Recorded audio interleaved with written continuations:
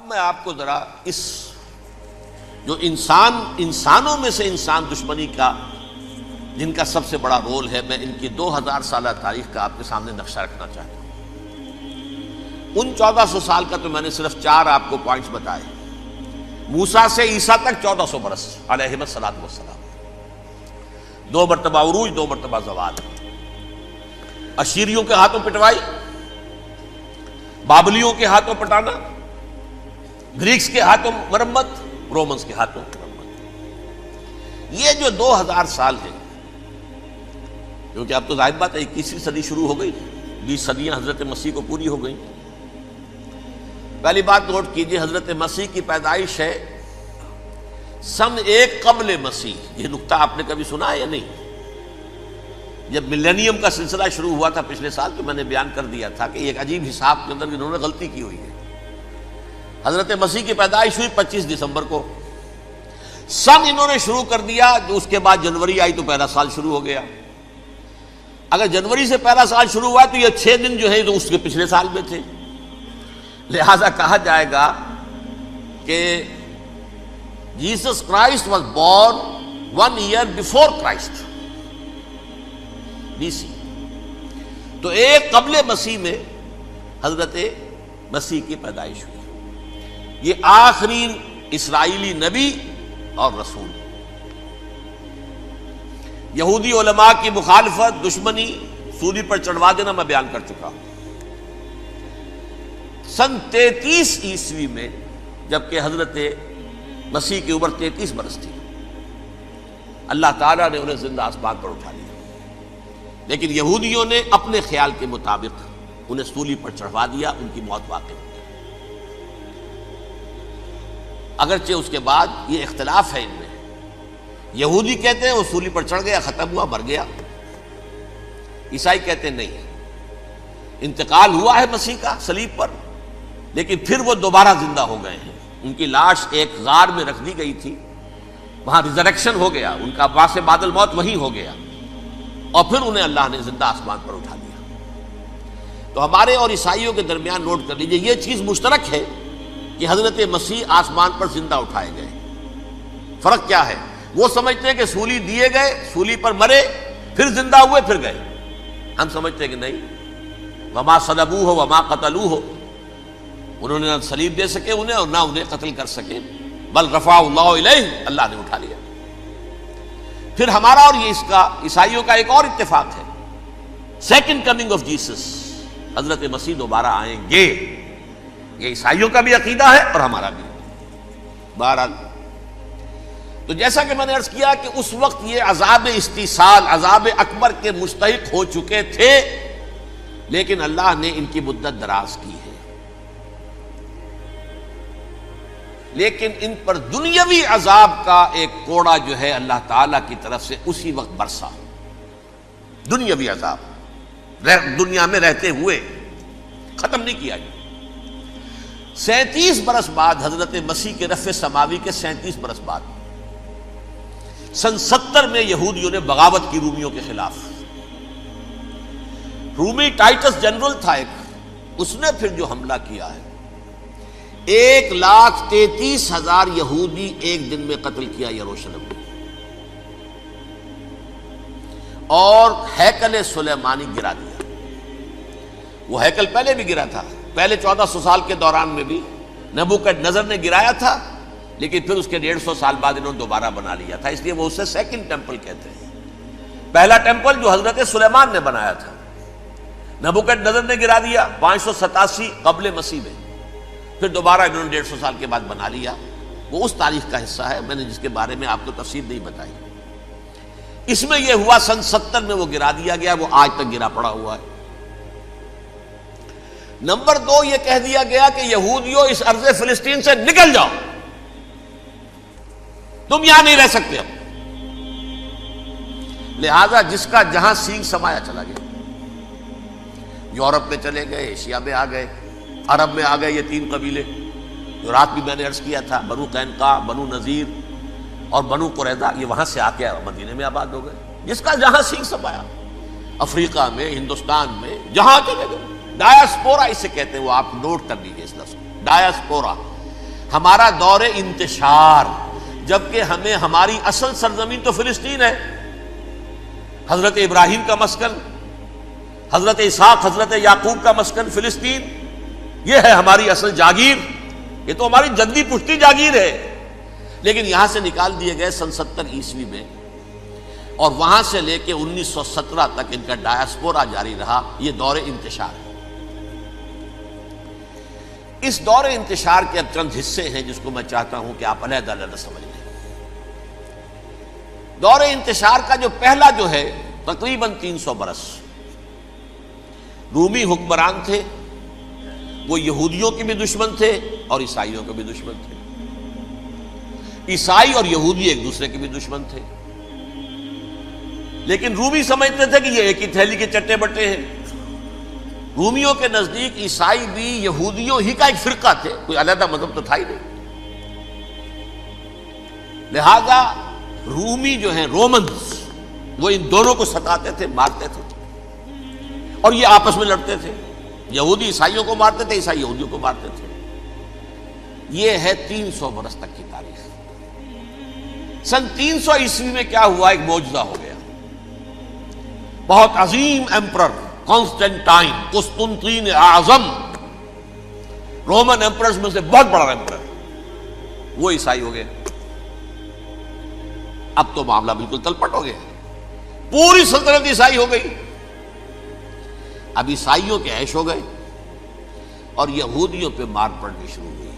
اب عیسائیوں کا آپ خود سوچئے کہ جنہیں وہ خدا بنا بیٹھے ہیں، خدا کا بیٹا قرار دے رہے ہیں، ان کے قاتل کون؟ یہودی بدماش۔ لہذا ان کی وہ پٹائی شروع ہوئی ہے یورپ میں، پوری رومن امپائر میں انہیں ذلیل کیا گیا، شہروں میں آمد بند، علیحدہ رہو، گھیٹوز کے اندر رہو۔ یہودی کا نام جو ہے وہ گالی بن گیا، جیسے آج بھی یہودی گالی کہتے ہیں، جیسے خنزیر کا لفظ، آخر وہ بھی اللہ کی مخلوق ہے، لیکن آپ کو معلوم ہے کوئی شخص زبان پر نام نہیں لانا چاہتا خنزیر کا، سور کا، ہے تو مخلوق، وہ بھی ایک حیوان ہے۔ ایسے ہی یہ ہے یہودی گالی، جیوٹ گالی۔ لہذا ایک طرف تو ان دونوں کے درمیان دشمنی، جس کو قرآن کہتا ہے وَأَغْرَيْنَا بَيْنَهُمُ الْعَدَاوَةَ وَالْبَغْضَاءَ، ہم نے ان کے مابین دشمنی جو ہے پیدا کر دی ہے۔ اور جب یہ پوری سلطنت عیسائی ہو گئی تو قافیہ تنگ ہو گیا یہودیوں کا۔ اب آئیے 571 عیسوی، یعنی جب کہ ڈایاسپورا کو کتنا عرصہ ہو چکا تھا؟ 500 برس۔ سن 70 سے شروع ہوا نا ڈایاسپورا، جب ٹائٹس نے گرایا ہے ہیکل کو اور نکال باہر کیا انہیں فلسطین سے، بھاگ جاؤ یہاں ایک یہودی بھی نہیں رہے گا، فلسطین سے نکال دیے گئے۔ اس کے پورے 500 برس بعد سن 571 عیسوی میں حضور کی پیدائش ہوئی، ولادت باسعادت محمد رسول اللہ صلی اللہ علیہ وسلم۔ 610 میں آپ پر وحی کا آغاز ہوا، لیکن حضور کے ساتھ ان کا معاملہ کیا رہا؟ اول تو جبکہ حضور ابھی مکے ہی میں تھے، یہودیوں نے ریشہ دوانیاں شروع کر دی حضور کے خلاف۔ قریش مکہ کو سکھاتے تھے، پڑھاتے تھے، ان سے یہ پوچھو، ان سے یہ پوچھو، انہیں اس طرح تنگ کرو، ان سے یہ امتحان لو، یہ آپ کے علم میں ہے۔ سورہ بنی اسرائیل میں، سورہ کہف میں وہ سوالات، جو امتحانی سوالات آئے تھے، ذوالقرنین کون تھا، اصحاب کہف کون تھے، تم رسول بنے پھرتے ہو تو بتاؤ، اور یہ روح کی حقیقت کیا بتاؤ۔ یہ ساری ریشہ دوانیاں کر رہے تھے بیٹھے ہوئے، ابھی وہیں پر حضور ابھی پہنچے بھی نہیں۔ ہجرت فرما کر حضور تشریف لے آئے تو حضور نے، جسے ماسٹر سٹروک کہا جائے گا، یعنی اسٹیٹس مین شپ کا ماسٹر سٹروک، آپ نے مدینے میں آتے یہودیوں کے ساتھ پیکٹ کر دیا، جوائنٹ ڈیفنس پیکٹ آف مدینہ، کہ اگر مکے والے ہم پر حملہ کریں گے تو ہم مل جل کر ایک قوم کی حیثیت سے مقابلہ کریں گے۔ یہ میثاق مدینہ کہلاتا ہے، جس کے بہت غلط معنی پہنائے جا رہے ہیں آج کل۔ بہرحال میں موضوع میرا چونکہ یہ نہیں، میں ادھر نہیں جاؤں گا، لیکن ہوا کیا؟ ہر مرتبہ یہ خیانت کے مرتکب ہوئے، ان نے جو عہد کیے تھے ان سے پھرے، اندر ہی اندر سازش، ریشہ دوانی، حضور کی بدترین دشمنی۔ سورہ نساء کی آیت نمبر 12 میں 13 میں فرمایا ہے لا تزال تطلع علی خائنۃ منہم، اے نبی ہمیشہ آپ کے علم میں ان کی طرف سے خیانتیں، بددیانتیاں آتی رہیں گی. اور بار بار وہ مسلسل جنگ کی آگ بھڑکاتے تھے. قریش کو دعوت دیتے، آؤ آؤ آؤ ہم اندر سے بغاوت کر دیں گے، تم آؤ تو صحیح، ختم کریں محمد کو اور اہل ایمان کو صلی اللہ علیہ وسلم ورضی اللہ تعالی عنہم اجمعین. لیکن پھر جب وہ آتے تھے تو یہ دبک جاتے تھے، ان میں ہمت نہیں تھی. میدان کے مرد نہیں رہے تھے. یہ سورہ حشر میں ان کا نقشہ کھینچا گیا ہے. کھلے میدان میں مقابلے کی اس کے اندر صلاحیت ہی نہیں. یہ تو فصیلوں کے پیچھے سے، جیسے عورتیں کہیں دیہات میں لڑائی ہوتی ہے تو مرد جو ہے گلیوں میں لڑتے ہیں، عورتیں اوپر سے پتھر پھینکتی ہیں، بس وہ کام یہ کر سکتے تھے. من ورائے جدر، فصیلوں کے پیچھے سے، جنگ میں میدان میں نہیں آ سکتے. بہرحال قرآن مجید میں ہے یہ سورہ مائدہ کی آیت نمبر 64، کلما اوقدوا نارا للحرب اطفاها اللہ. اکثر و بیشتر مواقع پر تو یہ جب آگ بھڑکاتے تھے جنگ کی، اللہ اسے بجھا دیتا تھا. لیکن بہرحال اس کے باوجود جنگیں ہوئی، غزوہ بدر، غزوہ احد ہوئی کہ نہیں؟ یہ ساری اصل شرارت ہوئی. اور اس کے نتیجے میں حضور نے پھر ایک ایک کر کے 3 قبیلوں کو سزا دی. غزوہ بدر کے فوراً بعد بنو قینقاع نکالے گئے مدینے سے، غزوہ احد کے فوراً بعد بنو نذیر نکالے گئے، اور غزوہ احزاب کے بعد بنو قریظہ نکال دیے گئے. یہ تو میں نے آپ کے سامنے رکھ دیا صرف حضور کے زمانے میں ان کا کیا رویہ رہا. دشمن، رات بھی ہم نے وہ آیت پڑھی تھی، لَتَجِدَنَّ أَشَدَّ النَّاسِ عَدَاوَةً لِلَّذِينَ آمَنُوا الْيَهُودُ وَالَّذِينَ أَشْرَكُوا. اہل ایمان کی دشمنی میں شدید ترین تم پاؤ گے یہودیوں کو اور مشرکین. مشرکین بھی بعد میں ہے، پہلے یہودی. حضور کے بعد کیا ہوا اب یہ نوٹ کیجئے. یہ ان کی تاریخ کا دوسرا دور. حضرت عمر رضی اللہ تعالیٰ عنہ قائد خلافت ہے. بیت المقدس کا محاصرہ کیا گیا، فصیل بڑی اونچی، شہر اندر سے سیلف سفیشینٹ، حملے کا راستہ کوئی نہیں. محاصرہ طول کھینچ رہا ہے لیکن ان کے پاس رسد بھی موجود ہے، پانی بھی موجود ہے، وہ دروازے بند کر کے بیٹھے ہوئے ہیں. بالآخر اللہ تعالیٰ کی مشیت کا ظہور کیسے ہوا؟ ان کے کچھ علماء آئے فصیل پر، کہا دیکھو مسلمانوں، تم قیامت تک بھی یہاں پڑے رہو گے محاصرہ کر کے، ہمارا یہ شہر فتح نہیں ہوگا. ہاں ایک درویش بادشاہ کے ہاتھوں یہ شہر فتح ہونا ہے، لیکن تمہارے اندر ہمیں وہ نظر نہیں آ رہا. ابو عبیدہ بن الجراح رضی اللہ تعالی عنہ، امین هذه الامہ، ان کا فوراً ذہن گیا وہ درویش بادشاہ مدینے میں بیٹھا ہوا ہے، عمر رضی اللہ تعالی. اب ایک اور عمر بھی ہے جو قندھار میں بیٹھا ہے. نقشہ وہی ہے، سادگی کی حد تک نقشہ وہی، بالکل وہی، اپنی آنکھوں سے دیکھا ہے، وہی سادگی. عمر اول، عمر ثانی تھے عمر بن عبد العزیز. اب ایک اللہ کے فضل سے اللہ تعالیٰ ایدہ اللہ بنصرتہ، اللہ تعالیٰ ان کی نصرت فرمائے، دشمنوں کو ان کے مقابلے میں نیست و نابود کرے. انہوں نے ریکویسٹ بھیج دی کہ حضور تشریف لائیے، یہ شہر فتح ہو جائے گا. وہ ہے سفر تاریخی، اتنا طویل سفر، تقریباً 700 میل، ایک اونٹ، ایک خادم، ایک منزل میں امیر المومنین اوپر بیٹھے، خادم آگے چل رہا ہے، اگلی منزل پہ خادم اوپر بیٹھا ہے، امیر المومنین آگے جا رہے ہیں. اور جب پہنچے ہیں تو وہ باری تھی خادم کی. انہوں نے ہاتھ جوڑ دیا، حضور خدا کے لیے تم کیا کہیں گے لوگ، وہ میرا برا حال کر دیں گے، تمہیں شرم نہیں آئی؟ امیر المومنین پیدل آگے چل رہے ہیں نکیل پکڑ کر، اور تم بیٹھے ہو اوپر براجمان ہو. حضرت عمر فرمایا الدور دورک، نہیں باری تمہاری ہے، بیٹھ. اس حال میں پہنچے ہیں. اور پھر یہ کہ ابو عبیدہ بن الجراح آئے ہیں، استقبال کیا ہے تو دیکھا ہے اس حال میں چلے آ رہے ہیں. عمر نکیل پکڑے ہوئے چلے آ رہے ہیں، اور کہتے ہیں کہ کہیں کیچڑ ویچڑ تھا، جوتے خراب ہو گئے تھے، وہ بھی اتار کے ہاتھ میں پکڑے ہوئے، کپڑے تو تھے ہی پھٹے ہوئے. انہوں نے کہا بھی حضرت ابو عبیدہ نے، دیکھیے یہ بڑا متمدن ملک ہے، بڑا مہذب علاقہ ہے، یہ آپ ذرا حلیہ اپنا دوست فرما لیں تب جا کے پیش ہم آپ کو کریں گے. آپ نے فرمایا نحن قوم اعزنا اللہ بالاسلام، ہم وہ قوم ہیں جنہیں اللہ نے عزت دی ہے اسلام کے ذریعے سے. کپڑوں کے ذریعے سے نہیں، دولت کے ذریعے سے نہیں۔ اسی حال میں گئے ہیں، اوپر سے انہوں نے کھڑے ہو کر نشانیاں دیکھی ہیں، اپنی کتابیں کھولی، ہاں یہ وہی ہے، اچھا لو جی سرنڈر، شہر تمہارے ہاتھ میں۔ خون کا ایک قطرہ نہیں بہا اور بیت المقدس فتح ہو گیا۔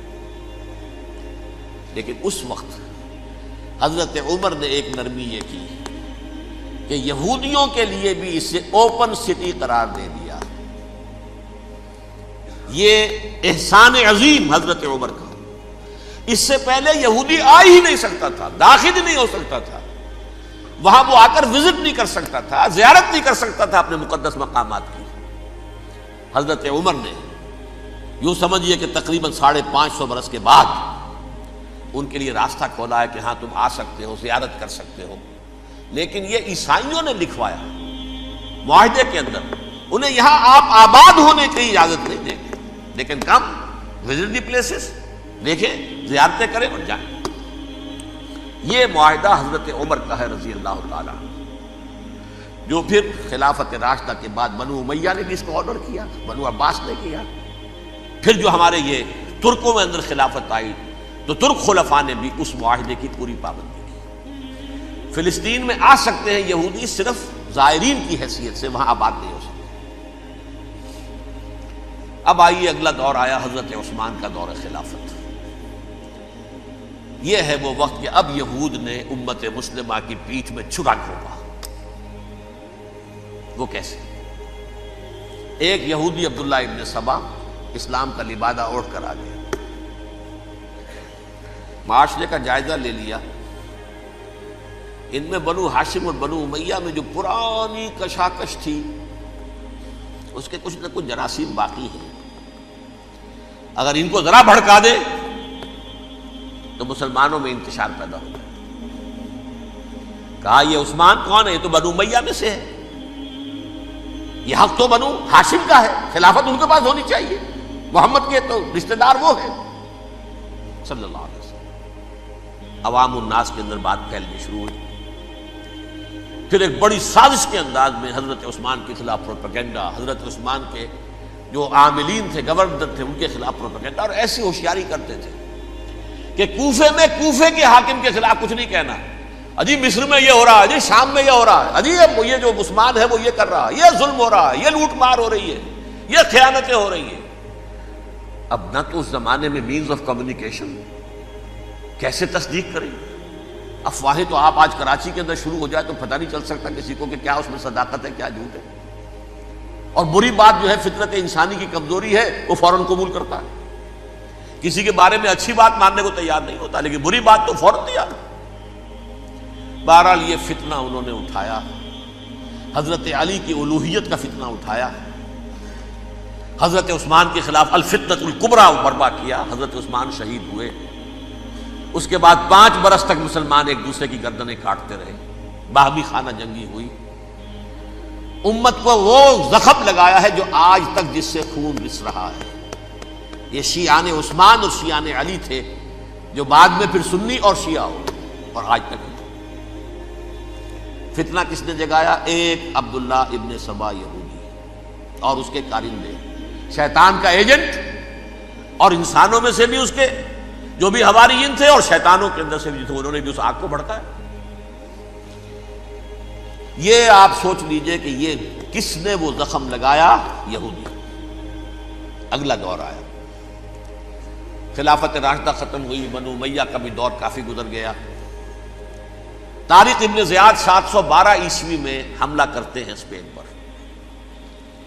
اسپین اس وقت عیسائیت کا بہت بڑا گڑھ، بڑے کٹر ترین عیسائی جو ہے وہ اسپین میں تھے، لہذا یہودیوں کی وہاں بہت پٹائی ہوتی تھی، یہ میں بتا چکا ہوں، دشمنی تھی ان کی تو چلی آ رہی تھی عیسائیوں کے ہاتھوں یہودیوں کی، وہ تو سن 300 عیسوی سے ایمپرر کانسٹنٹائن کے بعد سے شروع ہو گئی تھی۔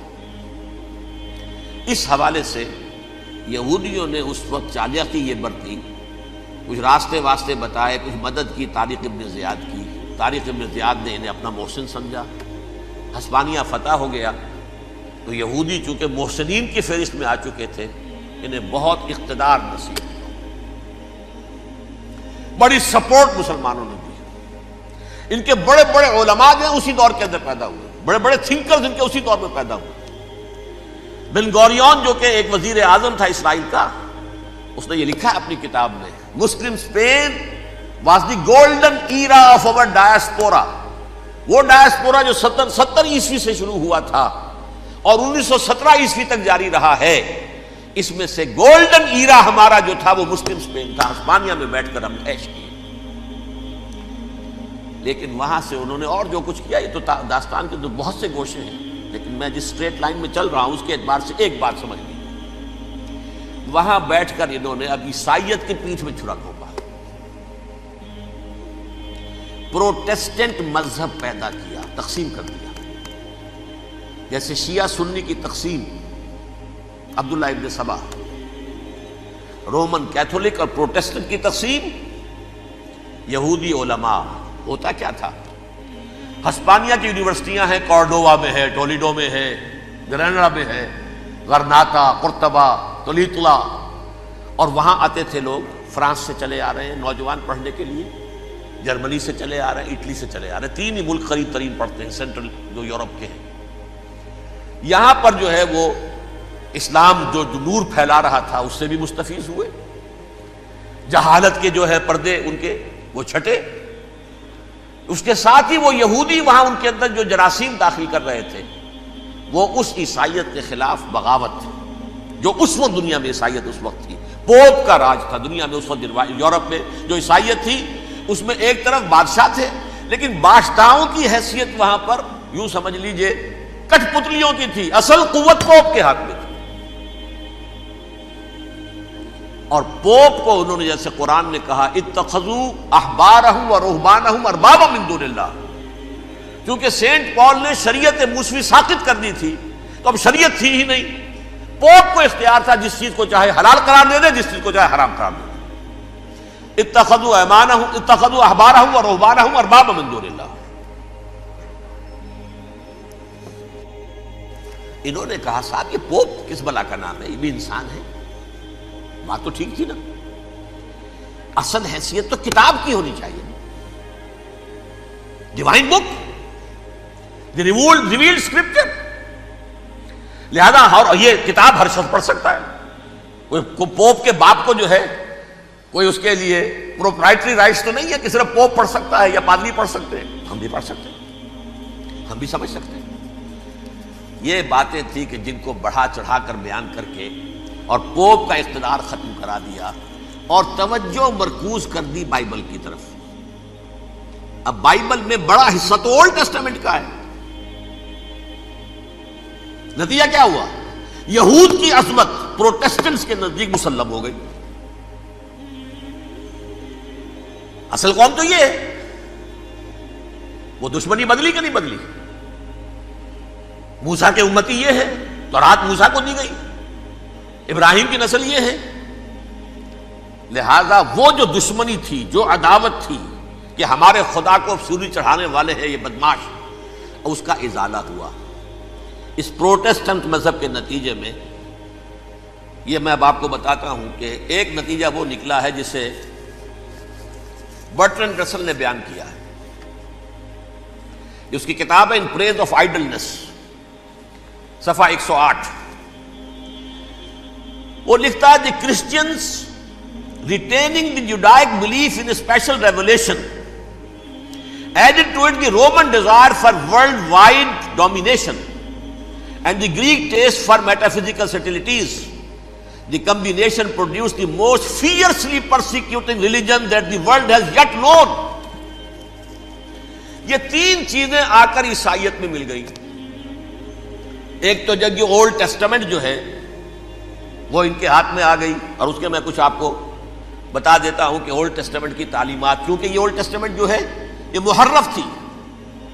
اصل تورات تو گم ہو گئی تھی 587 قبل مسیح میں، جب پہلی مرتبہ ہیکل جو ہے تباہ ہوا ہے اس وقت ختم ہو گئی تھی. اس کے کوئی 150 سال کے بعد انہوں نے یادداشتوں سے مرتب کر کے لکھی ہے. اب اس میں ان کے اپنے خیالات، اپنے امانی، اپنی توجیحات وہ شامل ہو گئی. لہذا میں آپ کو حوالے دیتا ہوں اس کتاب کے اندر مظالم کی جو تعلیم دی گئی ہے اہل کتاب نے اپنے مظالم قتل عام کے جواز کے لیے تورات میں تبدیلیاں کی اور پیغمبروں پر دہشت ناکی اور بدترین حرام کاری کے الزامات لگائے. سنیے، پہلا حوالہ ہے یہ گنتی باب 31 آیات 17-18. اس لیے ان بچوں میں جتنے لڑکے ہیں سب کو مار ڈالو، اور جتنی عورتیں مرد کا منہ دیکھ چکی ہیں ان کو بھی قتل کر ڈالو، لیکن ان لڑکیوں کو جو مرد سے واقف نہیں اور اچھوتی ہیں اپنے لیے زندہ رکھو. یہ کسی اللہ کی کتاب کا یہ جملہ ہو سکتا ہے؟ کسی ریویل بک کا؟ اور سنیے، یہ ہے استثناء ڈیٹرانومی باب 20 آیت 16-18. پر ان قوموں کے شہروں میں جن کو خداوند تیرا خدا میراث کے طور پر تجھ کو دیتا ہے، کسی ذی نفس کو جیتا نہ بچا رکھنا، جیسا خداوند تیرے خدا نے تجھ کو حکم دیا بالکل نیست کر دینا. مرد، عورتیں، بچے، بوڑھے سب ختم. یہ کتاب مقدس ہے. اور سنیے، سموئیل باب 27 آیت نمبر 9. اور داؤد نے اس سرزمین کو تباہ کر ڈالا اور عورت مرد کسی کو جیتا نہ چھوڑا. نمبر 4، ان سب آباد شہروں کو ماں، عورتوں اور بچوں کے بالکل نابود کر ڈالا. کتاب استثناء باب 3 آیت 6. یہ ہے جو کہہ رہا ہے برٹرنڈ رسل، کرسچینٹی میں آ کر اب یہ تین چیزیں شامل ہو گئی. ایک تو یہ باربیرین یہ تعلیم جو ہے، اور یہ مذہب کے نام پہ تعلیم، یہ کتاب مقدس کی تعلیم. نمبر 2، رومنز کے اندر جو ایک تمنا تھی ورلڈ ڈومینیشن کی، وہ عیسائیت کے اندر آ گئی. اس لیے کہ پوری رومن امپائر جو ہے عیسائی ہو گئی، تو اسے وراثت کے اندر ورلڈ ڈومینیشن کی جو ایک تمنا تھی وہ مل گئی. اور پھر یہ کہ انہوں نے جو توہمات تھے یونانیوں کے، ان کو بھی اپنے ہاں مختلف شکلوں کے اندر جمع کر لیا. ان تین چیزوں کا the combination produced the most fiercely persecuting religion that the world has yet known. اس کے نتیجے میں دنیا میں تاریخ انسانیت کے اندر جو بدترین خونخوار ترین مذہب ہو سکتا ہے وہ شکل عیسائیت نے اختیار کی. اور اس کا مظہر عتم کیا تھا؟ نوٹ کیجیے، صلیبی جنگیں. ایک بات ٹائم ٹیبل کے اعتبار سے نوٹ کر لیجئے گا. فرسٹ ملینیم ختم ہوا، سیکنڈ شروع ہوا.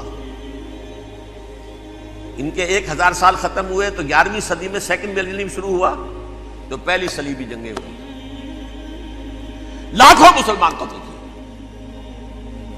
صرف یروشلم کے اندر اتنا خون بہایا ہے کہ خود ان کے ہسٹورینز لکھتے ہیں کہ جب ان صلیبیوں نے جب گھوڑوں کے ساتھ وہ چل رہے تھے گلیوں میں، تو ان کے گھوڑوں کے گھٹنوں تک خون کی ندی بہ رہی تھی. جہاں سے گزرے ختم کرتے چلے گئے، آبادیاں کی آبادیاں ختم کر. اگرچہ اس کروسیڈ میں گیہوں کے ساتھ گھن بھی پسا، یہودی بھی بہت مارے گئے. یہ فرانس سے، جرمنی سے جب یہ کروسیڈرز آ رہے تھے، 3000 میل کا سفر طے کر کے آئے تھے. سوچئے تو صحیح. اربن ثانی پوپ جو تھا، آگ لگا دی تھی اس نے پورے یورپ کے اندر. شرم سے ڈوب مرو، تمہارے مقدس علاقے مسلمانوں کے ہاتھ میں. انفیڈلز، یہ کافر، یہ مرتد، یہ ملحد. مسیح جہاں پیدا ہوا، مسیح کو جہاں سولی دی گئی، وہ کہاں ہے؟ ان کے ہاتھ میں. وہ آگ لگائی ہے، 3000 میل کا فاصلہ طے کر کے یہ قومیں آئی ہیں، اور جو تباہی مچائی ہے. تاریخ انسانی میں ایسی بربریت کی کوئی مثال. اور یہ ان کے اپنے ہسٹورینز لکھتے ہیں. شرم کے مارے ایسے محسوس ہوتا ہے جیسے ان کی گردنیں جھکی جا رہی ہیں.